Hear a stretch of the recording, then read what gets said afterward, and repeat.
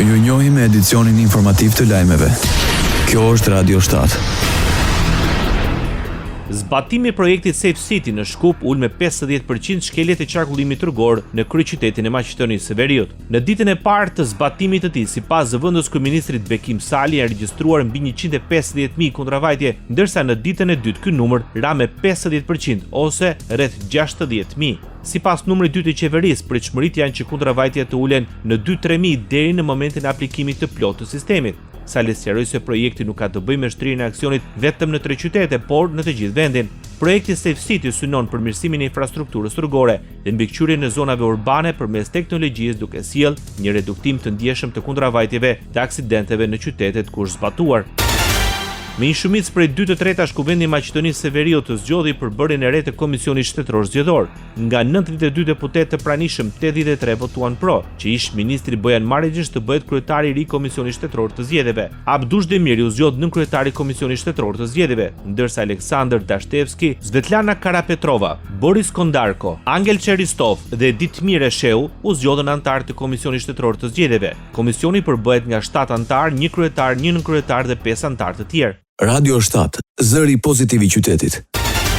Kosova nuk do të përfitojë nga fondi i Komisionit Evropian për 171 milion eurosh për nxitjen e zhvillimit të infrastrukturës dhe rritjes së sektorit privat në Ballkanin Perëndimor. Zëdhënësi i Komisionit Evropian, Kuila Mercier në intervistë për Radio Europa Lirë deklaroi se ajo ende nuk ka ratifikuar marrëveshjen e kredisë dhe fondeve në kuadër të instrumentit për reforma dhe rritje për Ballkanin Perëndimor. Nga shuma e ndarë për nxitje të zhvillimit në Ballkanin Perëndimor, 94.7 milion euro janë të dedikuara për investime infrastrukturore. 76.3 milion euro për mbështetjen e sektorit privat, ndërsa 2.9 milion euro janë ndarë për 4 projekte të asistencës teknike në Shqipëri dhe Bosnjë-Hercegovinë. Projektet përfshin vendosjen e infrastrukturës internetit me brez të gjerë në Shqipëri, përmirësimin e sistemit të transmetimit të energjisë elektrike në Maqedoninë e Veriut, si dhe ndërtimin dhe rinovimin efikas energjetik të objekteve arsimore në Maqedoninë e Veriut dhe Malë të Zi. Sipas Komisionit Evropian, projektet do të zbatohen nga partnerët e Ballkanit Perëndimor në bashkëpunim me institucionet financiare ndërkombëtare. Agjencia Shtetërore e Kadastrës deklaron se largimi i shërbimit kadastral nga Vlora ka nisur 5 vite më parë.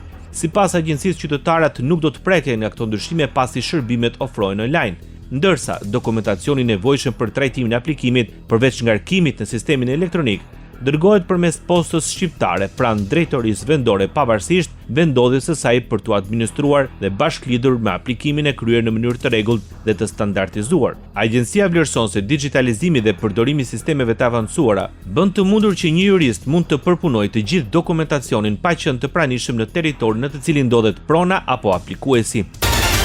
Ministri i Pushtetit Vendor në Shqipëri kërkon nga opozita bashkëpunim për reformën territoriale. Ervin Demo theksoi se procesi duhet të jetë gjithëpërfshirës dhe transparent, teksa kërkoi nga aktorët të jenë proaktiv. Reforma territoriale, unë besoj fort e para duhet bazohet në të dhëna, duhet bazohet në eksperiencën që ne tashmë kemi. Çfarë ka ndodhur gjatë 10 viteve të fundit në territor? Reforma e fundit është futur ose ka marrë jetë në 2015, jemi fiks pothuajse 10 vjet. Kush kanë qenë sfidat që bashkitë janë ballafaqur, cilat prej tyre është ballafaqur me sukses nga ana e bashkive, kush janë funksionet që bashkitë nuk kanë arritur dot t'i ofrojnë territor, aty patjetër duhet analizuar, nuk kanë arritur t'i përtitin këto funksione për shkak se kanë pas mungesë kapacitetesh, qoftë dhe financiare, apo problematika të tjera. Demos sqaroi se ndryshimet në reformën territoriale do të pasojnë dhe me ndryshime në kodin zgjedhor.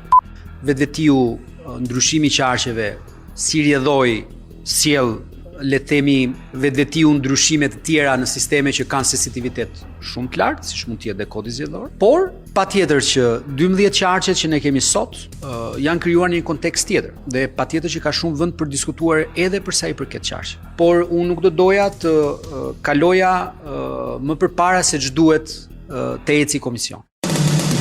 Ndoqët lajmet shkurt në Radio 7, zëri pozitiv i qytetit.